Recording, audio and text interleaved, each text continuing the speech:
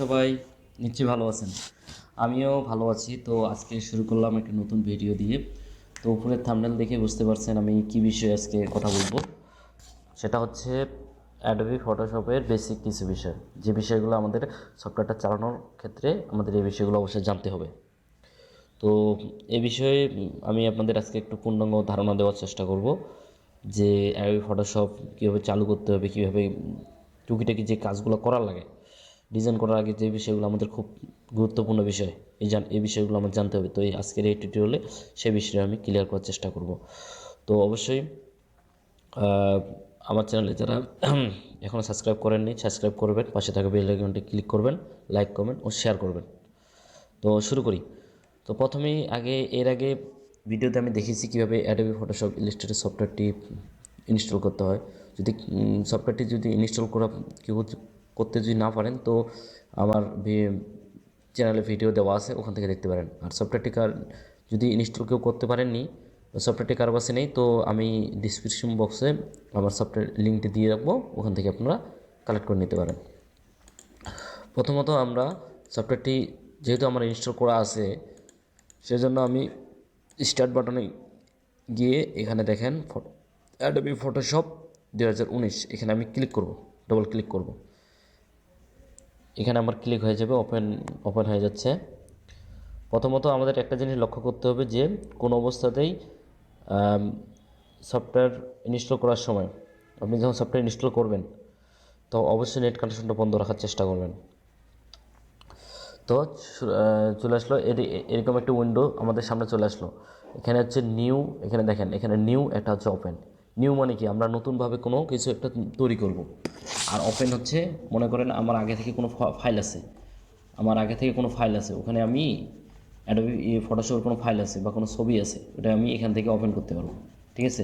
আর new মানে আমি তৈরি করব, যেহেতু আমি নতুন, সেজন্য আমরা একটা নতুনভাবে কোনো কিছু শিখবো, তো নিউয়ে যাব। নিউয়ে গিয়ে আমরা এখানে একটা নতুন একটা ডায়লগ বক্স আসবে। এই ডায়লগ বক্সে দেখেন এখানে দেওয়া আছে ওয়েট এবং হাইট। এখানে আমি যদি তার পাশে দেখেন ইঞ্চি, এখানে অনেকগুলো দেওয়া আছে, পিক্সেল আছে, ইঞ্চি আছে, মিলিমিটার আছে, অনেক কয়েকটা অপশন আছে। বিশেষ করে আমাদের পিক্সেল এবং ইঞ্চিটা, মিলিমিটার খুব কম ব্যবহার করা হয়, পিক্সেল এবং ইঞ্চিটাই বেশি ব্যবহার হয়। ঠিক আছে। আর তার পাশাপাশি রেজুলেশন হচ্ছে আপনার যে কোনো ডিজাইনের একটা কোয়ালিটিফুল একটা কাজ করে। আর নিচে দেখেন কালার মোড, একটা হচ্ছে RGB আর একটা CMYK। এখানে হচ্ছে এখানে এই বিষয়টা আপনাদের একটু ক্লিয়ার করে নিই। RGB কখন ব্যবহার করবেন, CMYK কখন ব্যবহার করবেন, এটা আপনারা একটু নোট করে রাখবেন। RGB কখন ব্যবহার করবো, CMYK কখন ব্যবহার করবো, যখন আমরা প্রিন্ট আইটেম কোনো ডিজাইন করব, প্রিন্টের জন্য যখন কোনো ডিজাইন তৈরি করব, তখন অবশ্যই CMYK কালার মোড দেবো আমরা। আর যখন আমরা সোশ্যাল মিডিয়া ডিজাইন, মনে করেন ফেসবুকের আপনার সোশ্যাল মিডিয়া বিভিন্ন ডিজাইনগুলো আছে না, ওগুলো সবসময় RGB দিয়ে তৈরি করা হয়। এই বিষয়টা একটু ক্লিয়ার হল। একটা CMYK কখন ব্যবহার করব আমরা, যখন আমরা প্রিন্টের ক্ষেত্রে ব্যবহার করব, প্রিন্ট ডিজাইন যখন করব, বিভিন্ন দেখেন না ক্যালেন্ডার ডিজাইন করে, ফ্লায়ার ডিজাইন করে, আপনার ID কার্ড ডিজাইন করে, এগুলো হচ্ছে প্রিন্টের জন্য ডিজাইন, এগুলোর জন্য আমরা CMYK ব্যবহার করব। আর যখন আমরা RGBটা কখন ব্যবহার করব, যখন আমরা সোশ্যাল মিডিয়া ডিজাইন তৈরি করব, সোশ্যাল মিডিয়ায় বিভিন্ন মার্কেট প্লেস যেমন ইনস্টাগ্রাম, ফেসবুক, টুইটার, এগুলোর জন্য যখন ব্যবহার করব, তখন অবশ্যই আমাদের RGB কালারটা ব্যবহার করতে হবে। ঠিক আছে।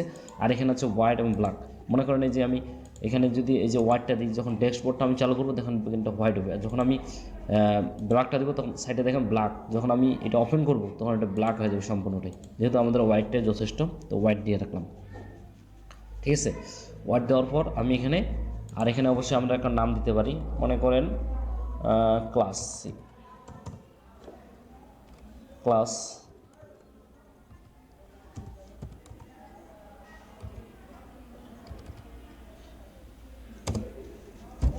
1 বা 2 দিলাম, 1 দিলাম।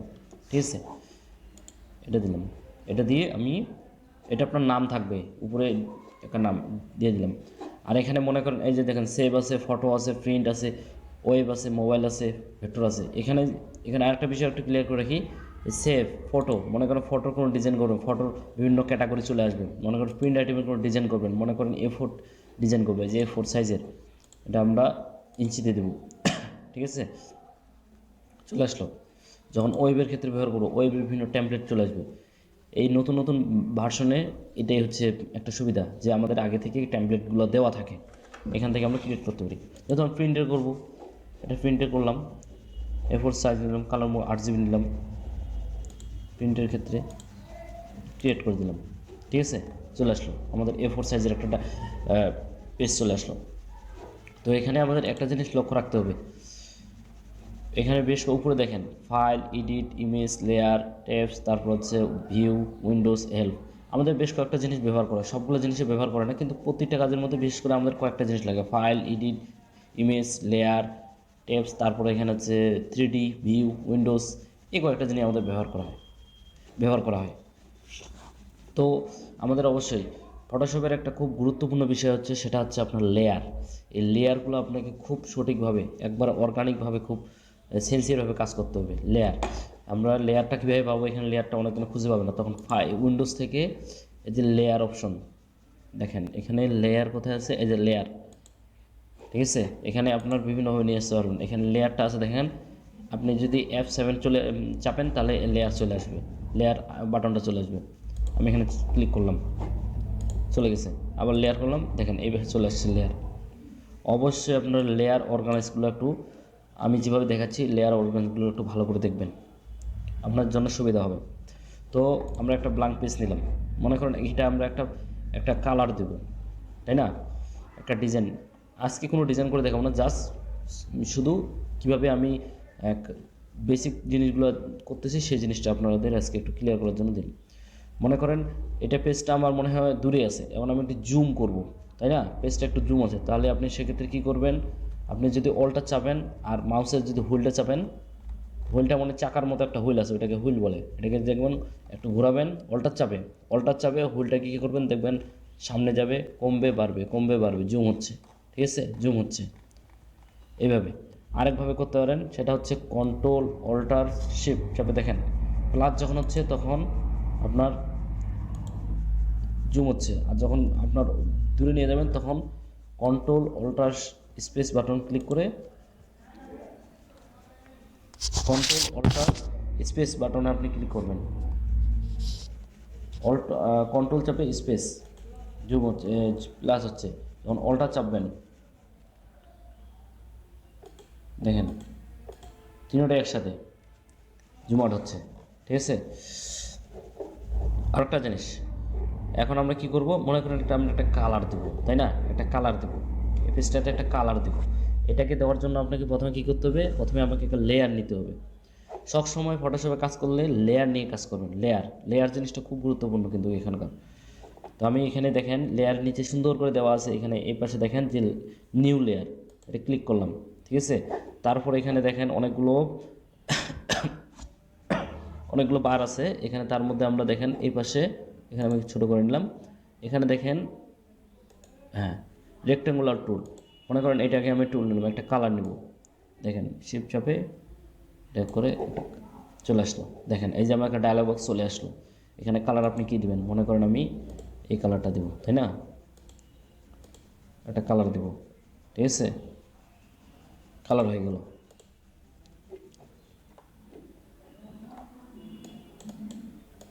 কালার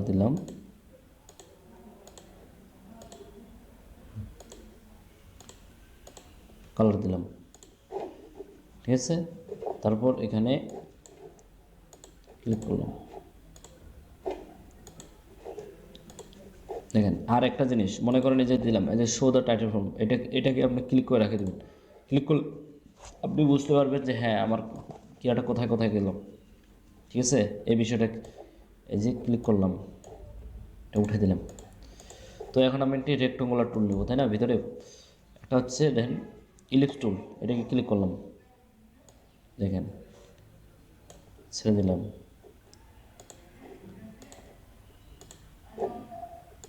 দেখছেন। অবশ্যই লেয়ার নিয়ে কাজ করবেন, ঠিক আছে। এই যে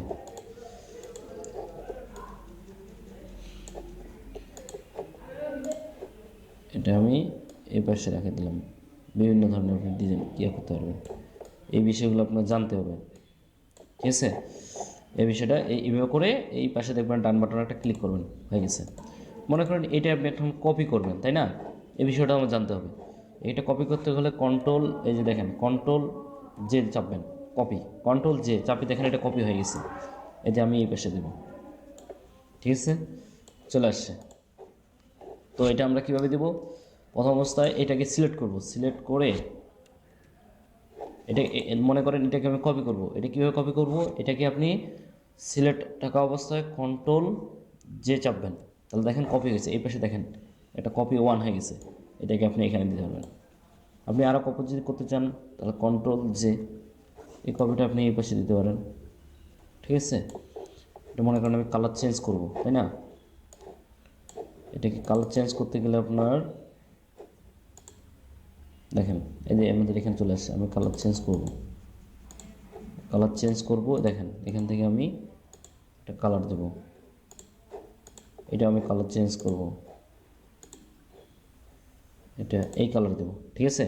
তো আমি কালারটা এখান থেকে দিলাম, এখান থেকে একটা কালার দিলাম, দেখেন। তো এই বিষয়টা তো আপনারা অবশ্যই ক্লিয়ার, কীভাবে আমি একটা শেপ নিলাম, শেপ নিয়ে কালার কীভাবে চেঞ্জ করলাম, এই বিষয়গুলো একটু ক্লিয়ার হন। আর অবশ্যই লেয়ার নিয়ে কাজ করবেন। তো এই বিষয়টা অবশ্যই ক্লিয়ার। তো আমি এখন আরেকটা জিনিস দেখাবো, সেটা হচ্ছে কি, মনে করেন এটা আমি ডিলিট করে দিই। ডিলিট চাপলে গেলে আপনাকে সিলেক্ট থাকা অবস্থায় এটা ডিলিট বাটনে ক্লিক করবেন, সিলেক্ট থাকা অবস্থায় ডিলিট বাটনে ক্লিক করবেন, এটা এক এক করে ডিলিট হয়ে যাবে, ঠিক আছে।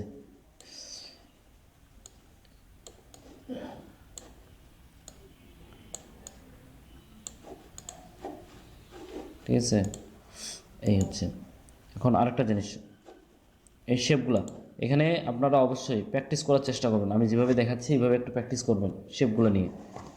এখানে অনেকগুলো শেপ আছে, তার মধ্যে এখানে দেখেন লাইন টুল আছে, ইলিপস টুল আছে।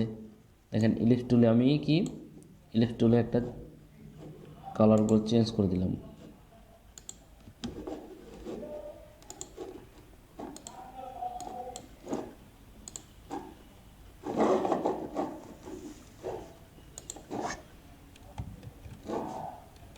ব্যাক করবেন, লেয়ার নিলাম, একটা ইলিপস টুল নিলাম, এটা কালারটা চেঞ্জ করে দিলাম, ঠিক আছে, এলিপস টুল দিয়ে এই বিষয়টা সিলেক্ট করে দিলাম, ঠিক আছে। এখানে অবশ্যই দেখেন সবগুলো আপনারা প্র্যাকটিস করুন। আমি তো সবগুলো অতগুলো দেখা তো সম্ভব না, অনেক বড় টিউটোরিয়াল হয়ে যাবে। তো সংক্ষিপ্তভাবে আমি এই জিনিসগুলো আপনার দেখাইলাম। এখানে আপনি এই টুলগুলো ব্যবহার করতে পারবেন। দেখেন এখানে অনেকগুলো অনেকগুলো আইকন আছে, যে আইকনগুলো পরে ডিজাইনের ক্ষেত্রে ব্যবহার করা হয়, বুঝতে পারছেন। এই যেখানে আইকনসগুলো আছে, এই আইকনগুলো ব্যবহার করতে হবে। এখানে অনেকগুলো, এই যে দেখেন এই পাশে, এখানে দেখেন এই পাশে, দেখেন অনেকগুলো আইকন আছে। এই আইকনগুলো আমাদের ডিজাইনের ক্ষেত্রে কিছু ব্যবহার হবে, বুঝতে পারছেন। এগুলো ডিজাইনে আমাদের ব্যবহার করে, এগুলো আমি দেখাই দেবো কীভাবে ডিজাইন করতে হবে। এই দেখেন ধর করে একটা ডিজাইন, কন্ট্রোল জে দিয়ে এটা আমি একটু কপি করব, কন্ট্রোল জে দিয়ে আমি একটা কপি করব। এভাবে বিভিন্ন ধরনের ডিজাইন তৈরি করা যায়।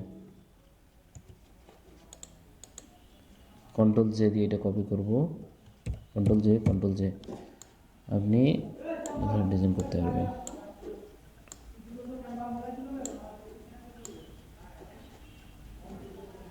ঠিক আছে। তো এইগুলো আপনি কালারগুলো চেঞ্জ করে দিতে পারবেন,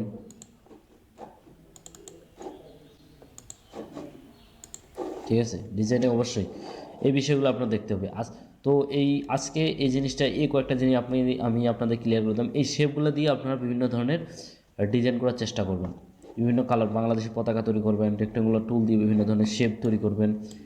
এই যে এগুলো কখনো ছোটো ছোটো জিনিস তৈরি করবেন। এখানে অনেকগুলো দেখেন স্টার বানানোর মতো আছে, স্টার হচ্ছে ফুলের মতো হচ্ছে, তাই না? তো এখানে অনেকগুলো জিনিস আছে আপনার, এগুলো জিনিস আপনাদের একটু জানতে হবে। তো এই বিষয়টা আজকে আপনাদের একটু দেখাই দিলাম। তো এখানে আরও কয়েকটা জিনিস আছে, তো এগুলো জিনিস দেখাইতে গেলে টিউটোরিয়ালটা খুব লং হয়ে যাচ্ছে। তো আমি যেহেতু পর্যায়ক্রমে শুরু করছি, তো পর্যায়ক্রমে আজকে বেসিক কয়েকটা জিনিস আমি দেখাই দিলাম, কীভাবে কীভাবে সফটওয়্যারটি চালু করতে হবে, সফটওয়্যারটি কীভাবে ওপেন করে কীভাবে কাজ করতে হবে ভিতরে, এই জিনিসগুলো আজকে একটু আপনাদের ক্লিয়ার করে দিলাম। তো অবশ্যই ভিডিওটা আপনি একটু মনোযোগ সহকারে দেখবেন এই টুলসগুলো কীভাবে কাজে ব্যবহার করতে হয় সেই জিনিসগুলো আপনাকে একটু দেখবেন।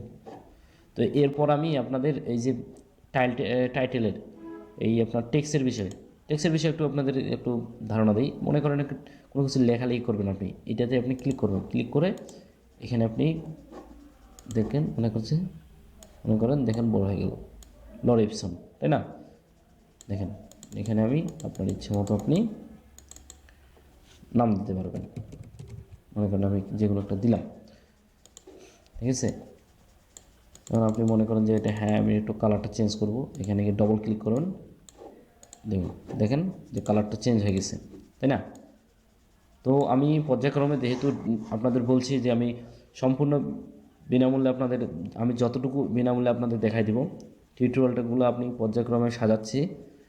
ধীরে ধীরে আমি সবগুলো ভিডিও আপনাদের আমার ইউটিউব চ্যানেলে ছাড়বো। তো অবশ্যই আপনারা ভালো করে মনোযোগ সহকারে দেখবেন। আর আজকে যে বিষয়গুলো আমি আপনাদের দেখাইলাম এই জিনিসগুলো আপনারা একটু প্র্যাকটিস করবেন। সফটওয়্যারটি কীভাবে চালু করবেন, চালু করে কী কী বিষয় আপনারগুলো উইন্ডোগুলো আসবে, আর অবশ্যই আমি যে কয়েকটা জিনিস দেখাই দিলাম এগুলো একটু প্র্যাকটিস করবেন।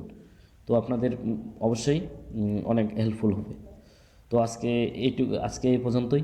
তো অবশ্যই সবাই ভালো থাকবেন, সুস্থ থাকবেন। তো আমার জন্য দোয়া এবং আশীর্বাদ রাখবেন যেন আমি ভালোভাবে আপনাদের শেখাইতে পারি। ধন্যবাদ সবাইকে।